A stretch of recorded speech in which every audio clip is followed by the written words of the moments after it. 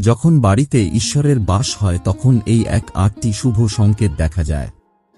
বন্ধুরা, যদি প্রতিদিন সকালে আপনি এই সংকেতগুলি পান, তাহলে বুঝে নেবেন যে আপনার বাড়িতে ঈশ্বরের বাস হয়ে গেছে।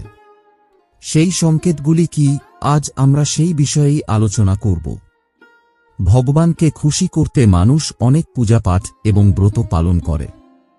ভগবানের সামনে সকাল সন্ধ্যা প্রদীপ জ্বালানো থেকে শুরু করে ভোগ নিবেদন করে, যাতে ভগবানের কৃপা বজায় থাকে এবং জীবনে কোনো সমস্যার সম্মুখীন না হতে হয়। আমরা সবাই জানি যে ভগবানের পূজা ও আরাধনা করলে তিনি আমাদের উপর প্রসন্ন হন। কিন্তু আপনি কি জানেন যে তিনি আমাদের এই বিষয়টিরও সংকেত দেন? চলুন জেনে নিই সেই সংকেতগুলি সম্পর্কে, যা আপনাকে জানান দেবে যে ভগবানের বিশেষ কৃপা আপনার উপর রয়েছে। বন্ধুরা, যখন আপনি পূজা পাঠ করেন, তখন ঈশ্বর আপনার বাড়িতে বাস করবেনই, সেটা প্রত্যক্ষভাবে হোক বা পরোক্ষভাবে। তিনি যখন বাড়িতে বাস করেন, তখন আপনি তা অনুভব করতেই পারেন। অনেক সময় আপনি তাকে দেখতেও পাবেন। অনেক সময় এমন হয় যে ভগবান আপনার বাড়িতে বাস করলেও আপনার কিছু ভুলের কারণে চলে যান। আপনার কিছু কর্মের জন্য তিনি ফিরে যান। কারণ সেই সময় মানুষ প্রায়শই এই ভুলটি করে, তারা কখনো পূজা পাঠ করে, তারপর ছেড়ে দেয়, আবার কিছুদিন পর পূজা করে, তারপর আবার ছেড়ে দেয়। এটি ঠিক নয়, এতে ঈশ্বর চলে যান। এটি আপনার কখনোই করা উচিত নয়। অনেক লোক আছেন যাদের বাড়িতে ঈশ্বর বাস করেন, কিন্তু তারা নিজেরা এই বিষয়টি জানেন না এবং নিজেরাই তাদের অপমান করে ফিরিয়ে দেন। তারা বলে, আমি তো প্রতিদিন ঈশ্বরের পূজা করি, তবুও ঈশ্বর আমাকে কেন দেখা দেন না? আপনার এই ধরনের কথা ঈশ্বরকে রুষ্ট করে দেয়। তাই আজ আমরা আপনাকে সেই সমস্ত সংকেত বিস্তারিতভাবে বলবো, যার মাধ্যমে আপনি নিজেই বুঝতে পারবেন যে ঈশ্বর আপনার বাড়িতে এসেছেন। তাই চলুন জেনে নিই সেই সংকেতগুলি সম্পর্কে। কিন্তু তার আগে, যদি আপনি চান যে লক্ষ্মী মাতার আশীর্বাদ আপনার উপর বজায় থাকুক, তাহলে এই ভিডিওটি একটি লাইক করুন, চ্যানেলটি সাবস্ক্রাইব করুন এবং কমেন্ট বক্সে জয় মা লক্ষ্মী লিখুন। সংকেত 1। যখন আপনি ঘুমিয়ে থাকেন এবং ব্রহ্ম মুহূর্তে, সূর্যোদয়ের আগের সময় নিজে থেকে উঠে যান।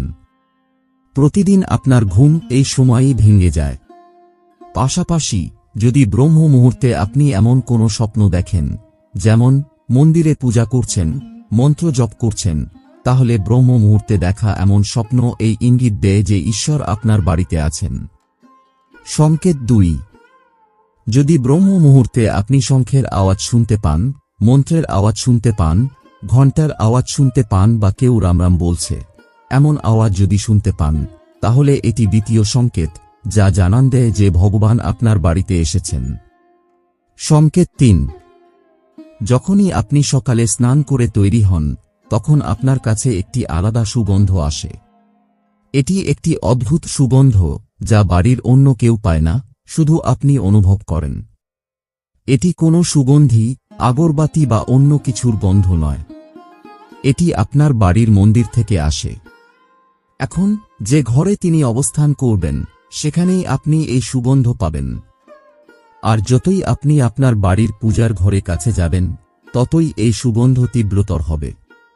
বন্ধুরা, এই সুগন্ধ দেবীদেবতাদের উপস্থিতির ইঙ্গিতবাহী, যা আপনাকে জানান দেবে যে ঈশ্বর আপনার ঘরে বিরাজ করছেন। যখন নেতিবাচক শক্তি ঘরে প্রবেশ করে, তখন আপনি ঘরের ভেতর দুর্গন্ধ অনুভব করতে শুরু করেন। কিন্তু যখন ঈশ্বরের আবির্ভাব ঘটে, তখন ইতিবাচক শক্তি প্রবেশ করে এবং আপনি একটি মনমুগ্ধকর সুগন্ধ পেতে শুরু করেন। এটি অত্যন্ত সুন্দর, মিষ্টি ও হৃদয়গ্রাহী একটি গন্ধ, যা আপনার মনকে সম্পূর্ণভাবে আকৃষ্ট করে ফেলে। সংকেত 4। যখনই আপনি পূজা করতে যান, ঠিক সেই সময় যদি কোনো প্রাণী, যেমন কুকুর, বেড়াল, গরু অথবা কোনো ভিক্ষুক আপনার দরজায় এসে উপস্থিত হয়, এবং এটি সপ্তাহে 3-4 বার নিয়মিতভাবে ঘটে, অর্থাৎ আপনার পূজার সময়ই তারা আসে, তাহলে এর অর্থ হল ঈশ্বর আপনার ঘরের দরজায় কড়া নাড়ছেন।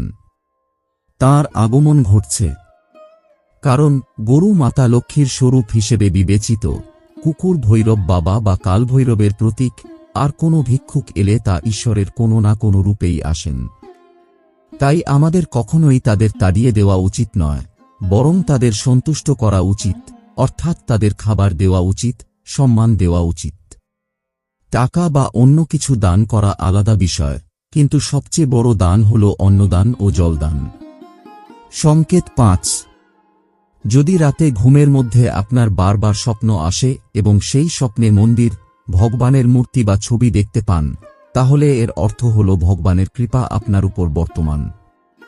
অনেক সময় এমন হয় যে আপনি কিছু নেওয়ার জন্য এগিয়ে যান, কিন্তু নেওয়ার মুহূর্তে আপনার মনে সংশয় জাগে।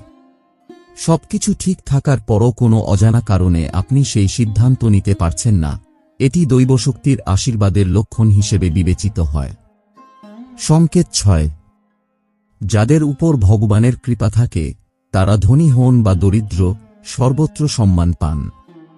যদি কেউ কম পরিশ্রম করেও সফলতা অর্জন করেন, তবে তা ভগবানের কৃপারই নিদর্শন।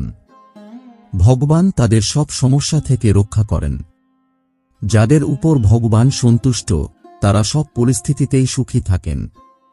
তাদের জীবনে যতই দুঃখ থাকুক না কেন, তারা সর্বদা আনন্দিতই থাকেন। তাদের কোনো সমস্যাই ভয় দেখাতে পারে না, তারা সহজেই সব বাধা অতিক্রম করে ফেলেন। সংকেত ৭। পেঁচা দেখা শুভ। হিন্দু ধর্মে পেঁচাকে বিশেষ গুরুত্ব দেওয়া হয়েছে।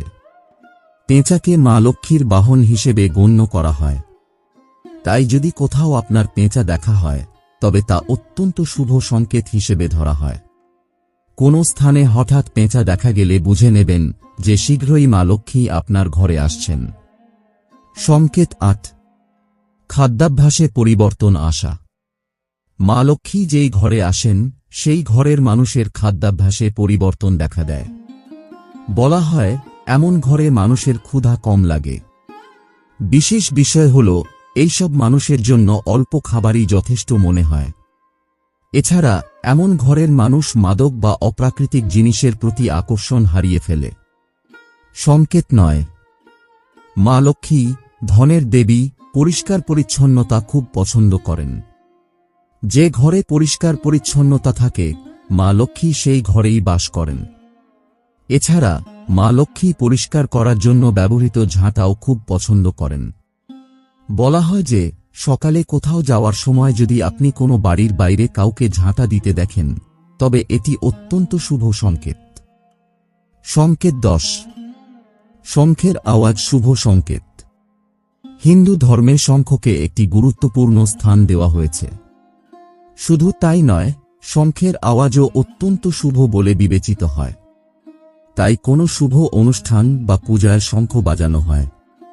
যদি সকালে ঘুম থেকে উঠে আপনি শঙ্খের আওয়াজ শুনতে পান, তবে এটি একটি শুভ সংকেত। বিশ্বাস করা হয় যে সকালে শঙ্খের আওয়াজ শোনা মা লক্ষ্মীর আগমনের ইঙ্গিত দেয়। সংকেত ১১। যদি আপনি টানা ৩ দিন বাড়ি থেকে বের হওয়ার সময় নীলকণ্ঠ পাখি দেখেন, তবে বুঝে নিন যে ভগবান আপনার প্রার্থনা শুনেছেন। আপনার কোনো বড় মনোবাসনা শীঘ্রই পূর্ণ হতে চলেছে। নীলকণ্ঠ পাখি দেখা মহাদেবের কৃপার লক্ষণ।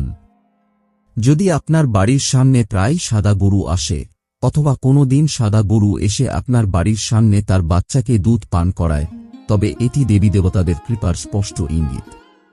এটি জানান দেয় যে আপনার পূজা প্রার্থনা সফল হচ্ছে এবং আপনার জীবনের সমস্ত সমস্যা দূর হতে চলেছে। ভগবান আপনার সমস্ত কষ্ট ও দুঃখময় দিন শেষ করতে চলেছেন।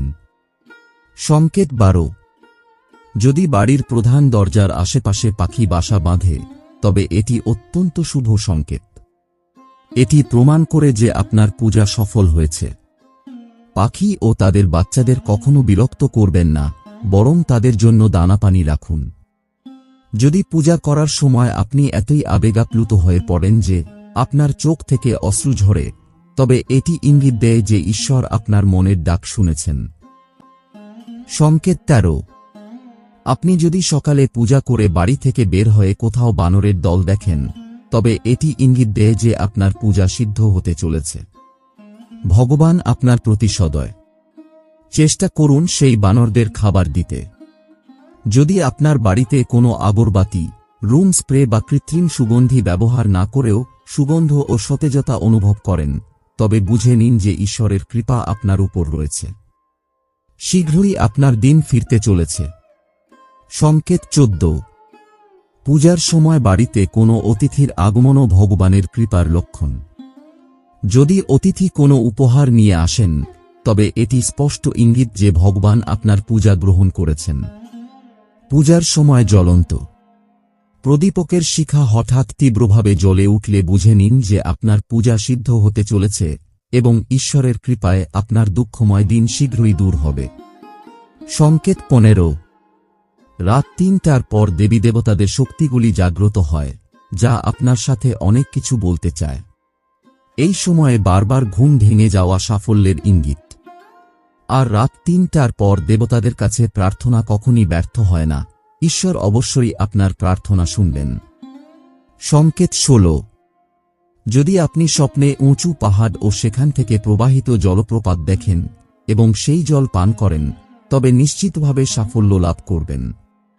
যদি আপনি নিজের শিক্ষাকে সঠিকভাবে কাজে লাগিয়ে পরিবার চালাতে পারছেন, তবে তা ঈশ্বরের কৃপাই সম্ভব। বিশ্বে অনেক শিক্ষিত মানুষ আছেন যারা শিক্ষার সদ্ব্যবহার করতে পারেন না। যাদের স্বাস্থ্য ভালো থাকে, তাদেরও ঈশ্বরের বিশেষ কৃপা রয়েছে। স্বাস্থ্য খারাপ হলে শুধু শরীরই ক্ষতিগ্রস্ত হয় না, আর্থিক ক্ষতিও হয়। তাই নিরোগ দেহ পেয়েছেন এমন মানুষদের নিজেকে ভাগ্যবান মনে করা উচিত। সংকেত 17। 1. যদি আপনার জীবনসঙ্গী ভালো হয়, তবে তা ঈশ্বরের কৃপা। একজন ভালো সঙ্গী সমগ্র জীবন সুখী করে তুলতে পারে, কিন্তু খারাপ সঙ্গী পেলে জীবন বিবাদ ও ক্লেশে কাটে। 2. সন্তান যদি আজ্ঞাকারী হয়, তবে তা পরমেশ্বরের কৃপা। না হলে আজকাল অনেকেই সন্তানের কারণে দুঃখ পায়। 3. যারা সঠিক ভুলের পার্থক্য বোঝেন, তাদের উপর ইষ্টদেবের আশীর্বাদ থাকে। 4. স্বপ্নে ভগবানের দর্শন পাওয়াও দেবকৃপার লক্ষণ, সকলের পক্ষে এটি সম্ভব নয়। 5. যারা ক্রোধ নিয়ন্ত্রণ করতে পারেন, শান্ত মনের অধিকারী এবং যে কোনো পরিস্থিতি ঠান্ডা মাথায় সামলাতে জানেন, তাদের উপর ঈশ্বরের হাত থাকে। সংকেত 18। ভগবান আমাদের কাছে তাঁর প্রকৃত রূপে দেখা দেন না, কিন্তু কিছু মানুষকে ভগবানের সমতুল্য গণ্য করা হয়, যেমন মাতাপিতা, গুরু বা ব্রাহ্মণ। পূজার সময় এদের কেউ যদি আপনার বাড়িতে আসেন, তবে তা অত্যন্ত শুভ। তাদের খালি হাতে ফেরাবেন না। পূজার সময় ভগবানের মূর্তি থেকে কোনো ফুল বা মালা আপনার উপর পড়লে তা শুভ সংকেত, এটি ঈশ্বরের কৃপা ও মনোবাঞ্ছা পূরণের ইঙ্গিত। এই সমস্ত তথ্য জনরুচি বিবেচনা করে দেওয়া হচ্ছে। জ্যোতিষ ও ধর্মীয় উপায় পরামর্শ নিজের বিশ্বাস ও আস্থায় প্রয়োগ করুন। ভিডিওটির উদ্দেশ্য কেবল সঠিক দিক নির্দেশনা দেওয়া। এ বিষয়ে আমরা কোনো দাবি করি না। ভিডিওটি ভালো লাগলে লাইক ও সাবস্ক্রাইব করতে ভুলবেন না। ধন্যবাদ।